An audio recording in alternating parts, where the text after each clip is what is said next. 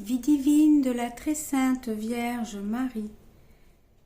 Seconde partie, chapitre 8. Marie fait circoncire Jésus.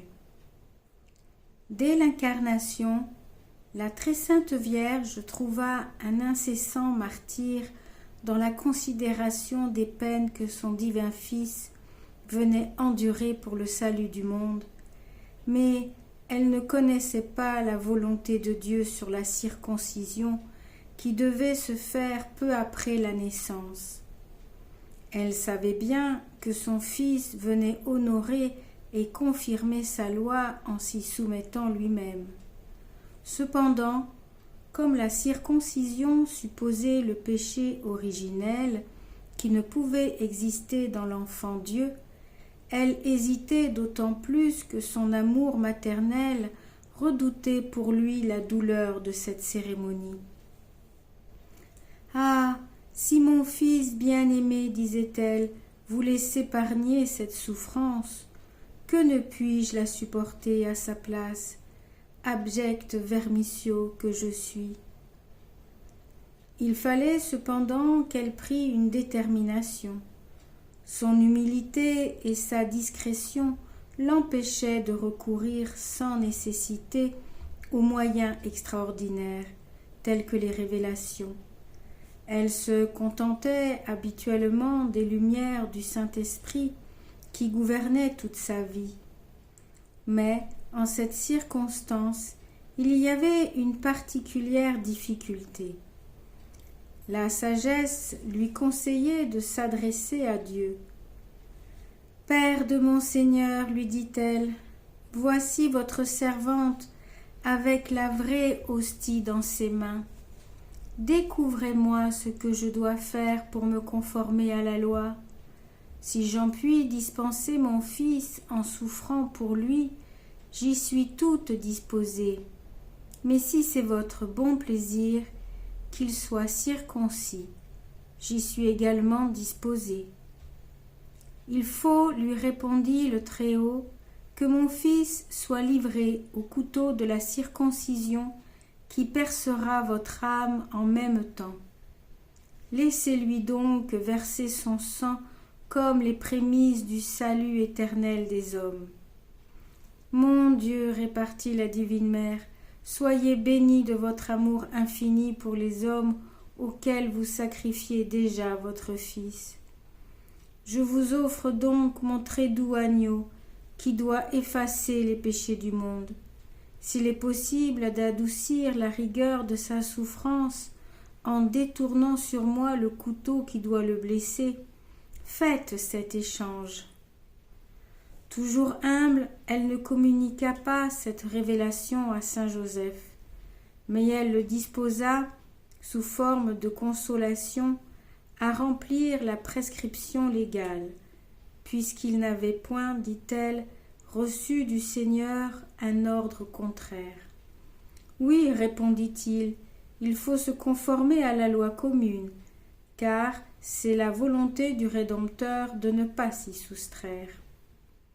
La très sainte Vierge dit alors à son vénérable époux d'acheter, avec l'argent envoyé par sainte Élisabeth, une fiole de verre pour y mettre les reliques de la circoncision et de se munir de linge pour recueillir le sang précieux et du remède ordinaire pour guérir la blessure.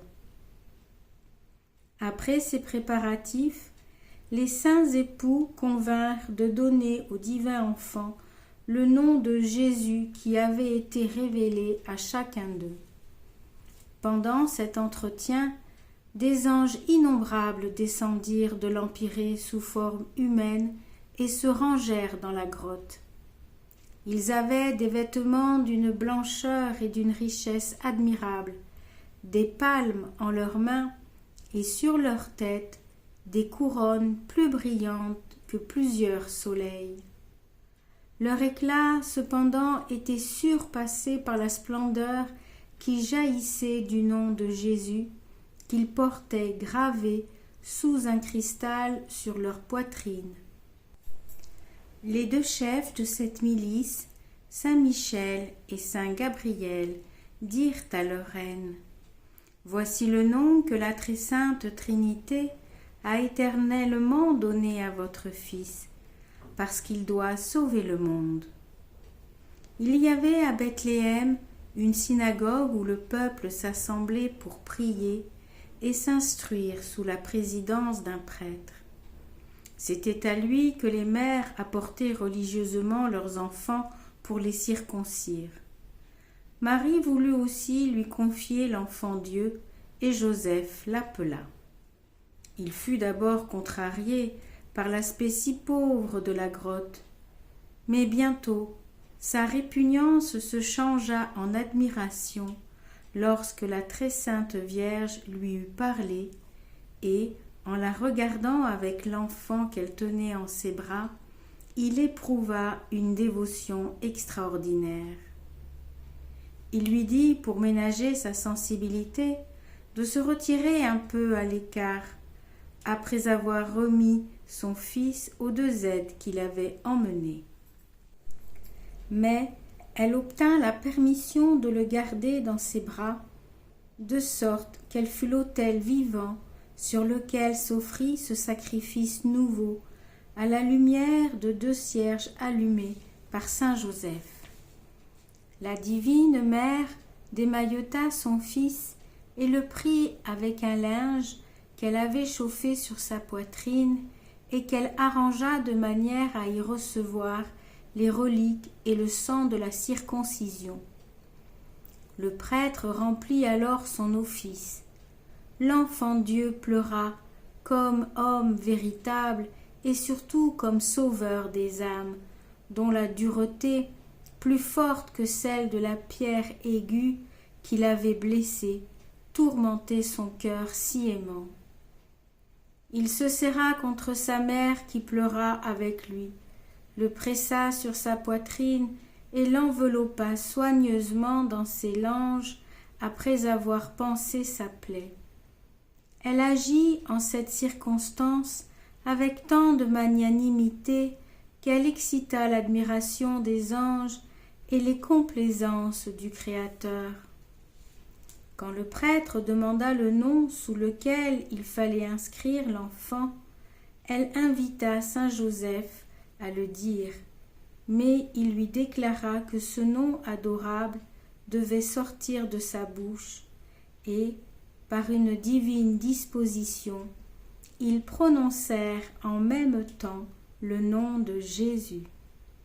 En écrivant ce nom sacré, le prêtre fut si tendrement ému qu'il versa beaucoup de larmes. « Je suis sûr, dit-il, que cet enfant sera un grand prophète du Seigneur. Ayez-en grand soin et faites-moi connaître en quoi je puis vous être utile. » Les saints époux le remercièrent et lui offrirent les cierges de la cérémonie avec d'autres petits objets. Après son départ, ils s'entretinrent du nouveau mystère, répandirent de douces larmes et composèrent de sublimes cantiques en l'honneur du nom de Jésus. La très compatissante mère tint le divin enfant dans ses bras jour et nuit, tant que dura sa douleur, et pour en adoucir le sentiment, elle pria les anges présents d'exécuter de la musique. Avec une harmonie ravissante, mais bien inférieure à celle que rendaient ses vertus, il chantait les cantiques que l'admiration et l'amour venaient de lui inspirer. Elle mit les reliques de la circoncision et le linge imbibé de sang dans la fiole dont l'ouverture était garnie d'argent, et, à son ordre, cette garniture ferma parfaitement tout l'orifice. Saint Joseph portait habituellement ce reliquaire, mais la très sainte Vierge le prenait quand elle laissait Jésus. Après l'avoir gardé toute sa vie, elle le remit aux apôtres comme un bien de la Sainte Église. Instruction de la très sainte Vierge. Ma fille, Quel que soit l'amour que le Seigneur témoigne à une âme, elle est toujours obligée d'observer le respect sans borne qui est dû à la majesté infinie de l'être divin. L'amour humain établit des rapports de familiarité et d'égalité entre les personnes qui l'unissent, parce qu'elles sont de la même nature. Mais l'amour divin ne saurait combler l'abîme immense qu'il y a entre la créature et le Créateur. Aussi, plus la créature connaît et aime le Créateur, et plus elle l'honore et le révère. C'est pourquoi elle évite la légèreté de ceux qui, à tout propos, veulent scruter et interroger les secrets de la Providence. Il y a dans cette conduite une vaine curiosité, un défaut blâmable que le démon ne manque pas de provoquer ou d'encourager, même en se transformant en ange de lumière. Qu'on se garde par conséquent dans ces épreuves d'implorer des révélations divines pour en être soulagé. Le fidèle serviteur de Jésus-Christ doit porter sa croix avec lui au lieu de la fuir.